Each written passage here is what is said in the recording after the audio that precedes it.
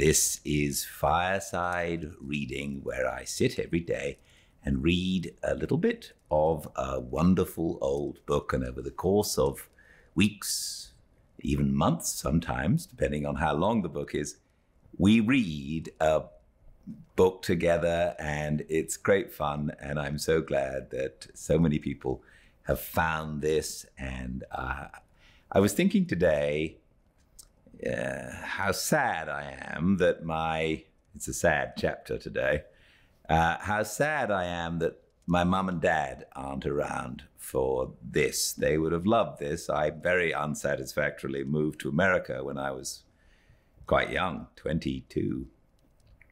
And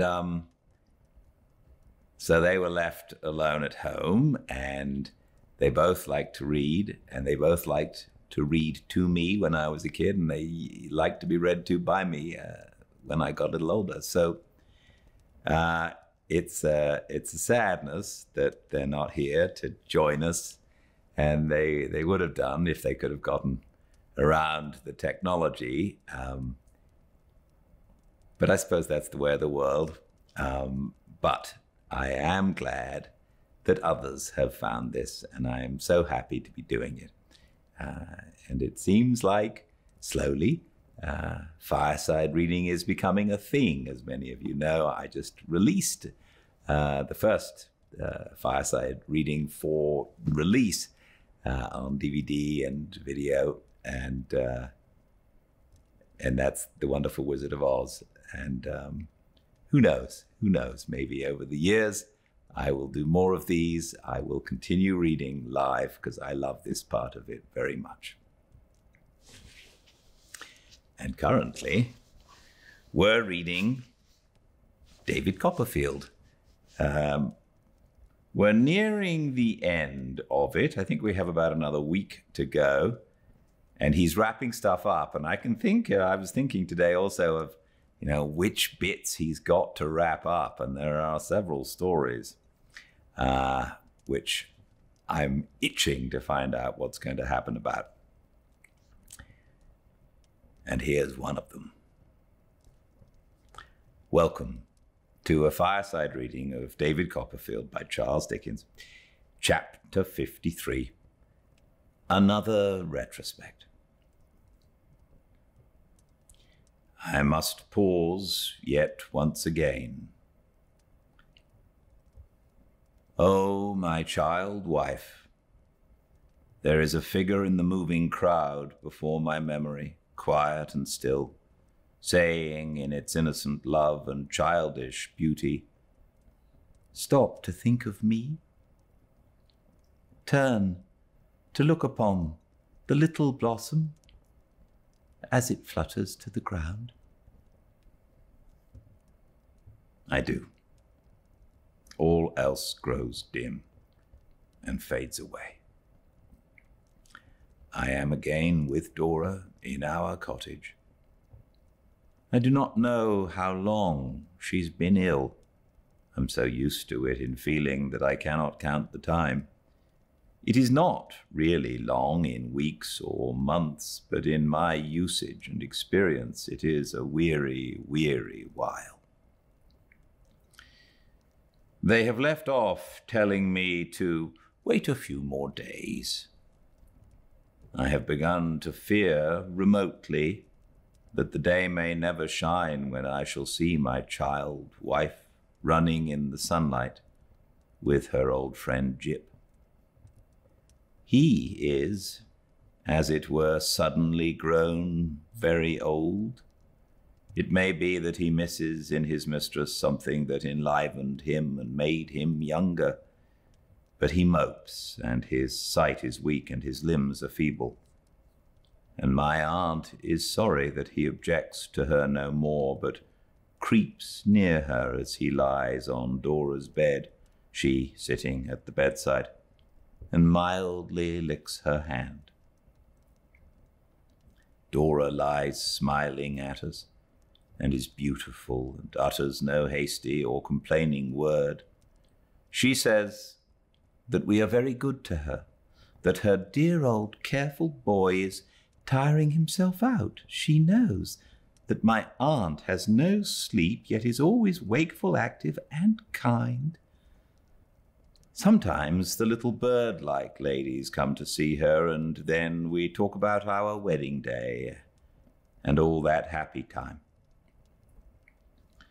What a strange rest and pause in my life there seems to be, and in all life, within doors and without, when I sit in the quiet, shaded, orderly room with the blue eyes of my child wife turned towards me, and her little fingers twining round my hand.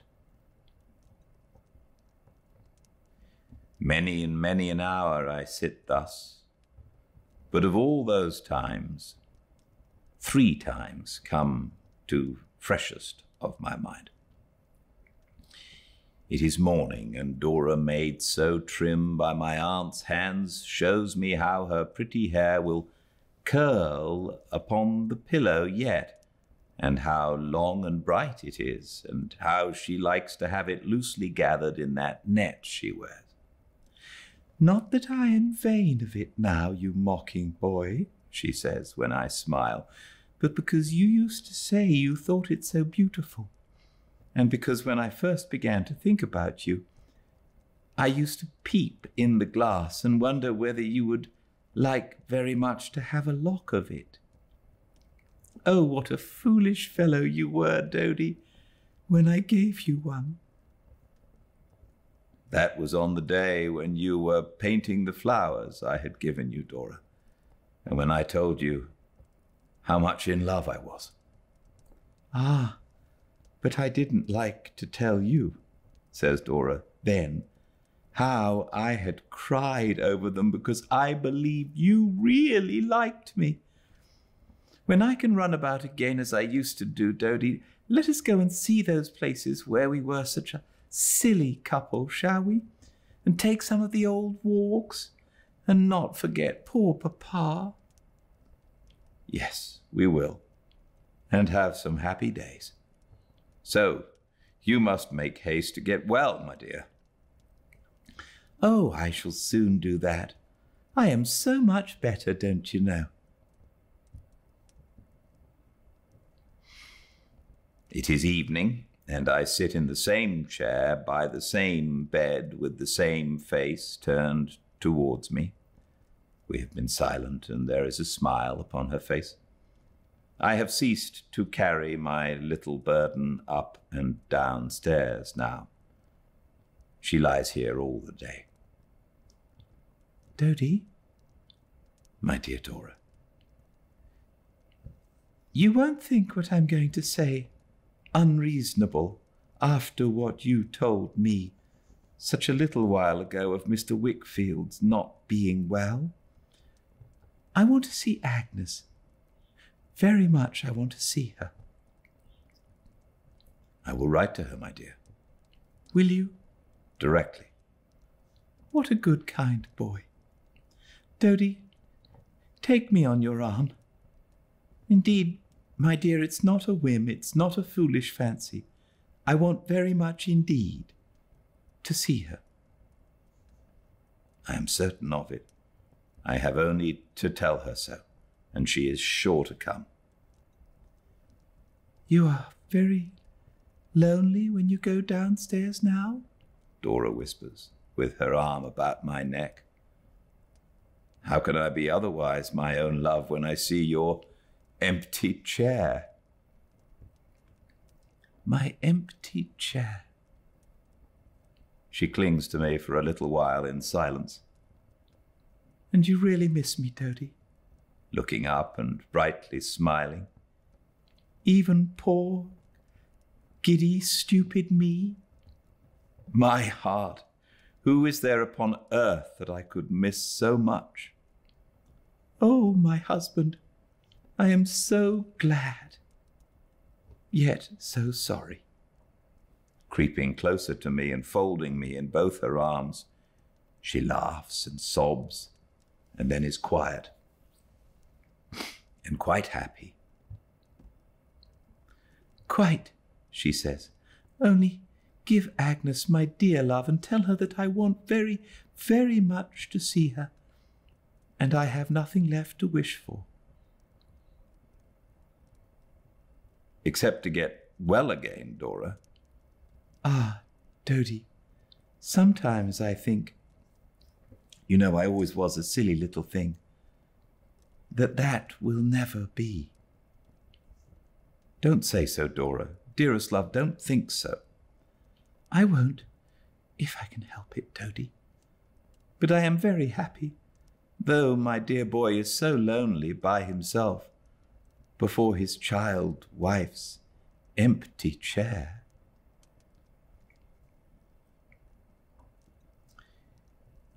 It is night, and I am with her still. Agnes has arrived, has been among us for a whole day and an evening. She, my aunt, and I have sat with Dora since the morning, all together. We have not talked much, but Dora has been perfectly contented and cheerful. We are now alone. Do I know now that my child wife will soon leave me? They have told me so. They have told me nothing new to my thoughts. But I am far from sure that I have taken that truth to heart. I cannot master it. I have withdrawn by myself many times today to weep.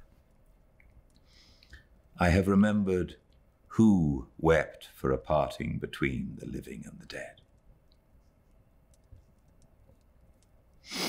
I have bethought me of all that gracious and compassionate history. I have tried to resign myself and to console myself, and that I hope I may have done imperfectly, but what I cannot firmly settle in my mind is that the end will absolutely come. I hold her hand in mine. I hold her heart in mine. I see her love for me, alive in all its strength. I cannot shut out a pale, lingering shadow of belief that she will be spared. I am going to speak to you, Dodie. I am going to say something I have often thought of saying lately. You won't mind? With a gentle look. Mind, my darling? Because I don't know what you will think, or what you may have thought sometimes. Perhaps you have often thought the same, Dodie dear. I am afraid I was too young. I lay my face upon the pillow by her, and she looks into my eyes and speaks very softly. Gradually, as she goes on, I feel with a stricken heart that she is speaking of herself as past. I am afraid, dear, I was too young. I don't mean in years only, but in experience and thoughts and everything. I was such a silly little creature. I am afraid it would have been better if we'd only loved each other as a boy and girl and forgotten it. I have begun to think I was not fit to be a wife.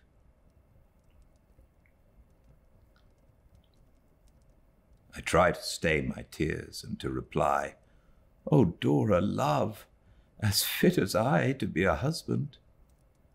I don't know, with the old shake of her curls. Perhaps.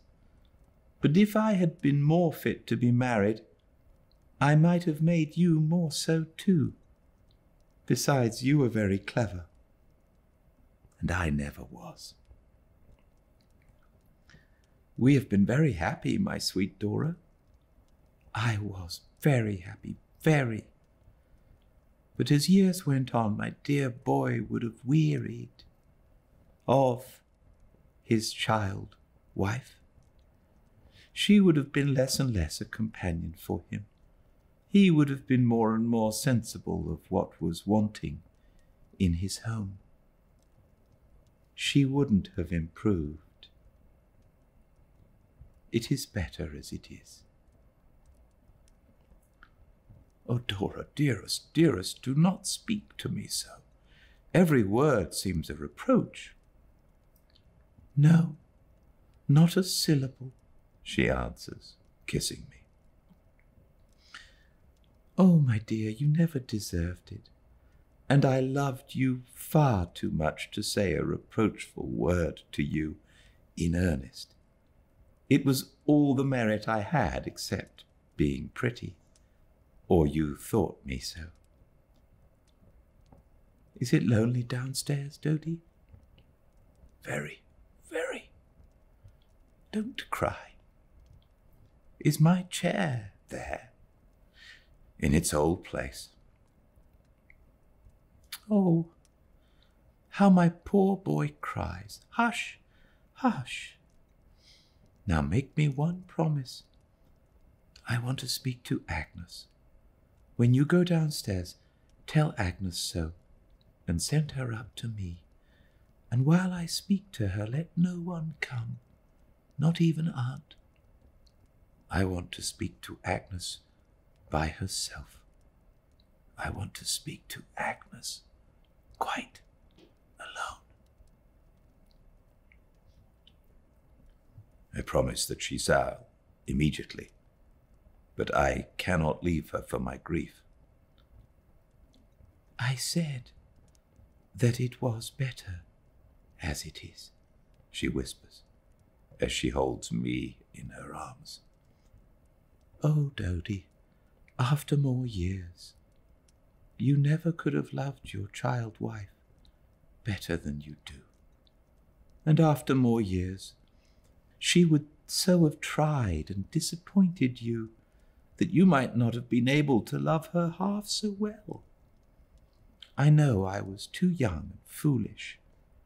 It is much better as it is.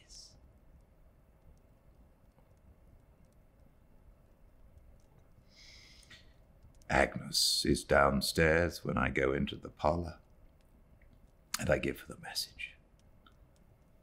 She disappears, leaving me alone with Jip. His Chinese house is by the fire, and he lies within it on his bed of flannel, querulously trying to sleep. The bright moon is high and clear. As I look out on the night, my tears fall fast, and my undisciplined heart is chastened heavily, heavily. I sit down by the fire, thinking with a blind remorse of all those secret feelings I have nourished since my marriage.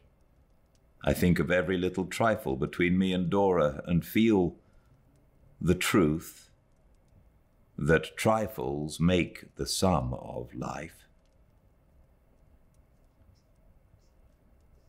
Ever rising from the sea of my remembrance is the image of the dear child as I knew her first, graced by my young love and by her own, with every fascination wherein such love is rich. Would it indeed have been better if we had loved each other as a boy and a girl and forgotten it? Undisciplined heart, reply. How the time wears, I know not, until I am recalled by my child wife's old companion. More restless than he was, he crawls out of his house and looks at me and wanders to the door and whines to go upstairs. Not tonight, Jip. Not tonight. He comes very slowly back to me, licks my hand, and lifts his dim eyes to my face. Oh, Jip, it may be never again. He lies down at my feet, stretches himself out as if to sleep, and with a plaintive cry is dead.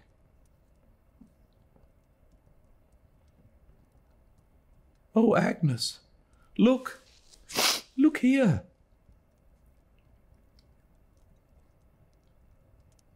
That face, so full of pity and of grief, that rain of tears, that awful mute appeal to me, that solemn hand upraised towards heaven. Agnes?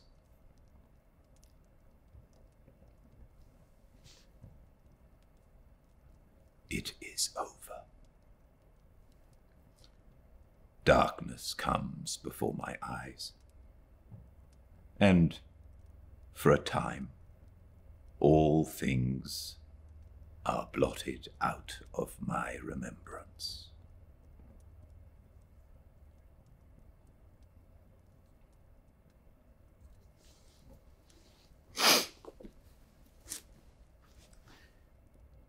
Thank you all for joining me.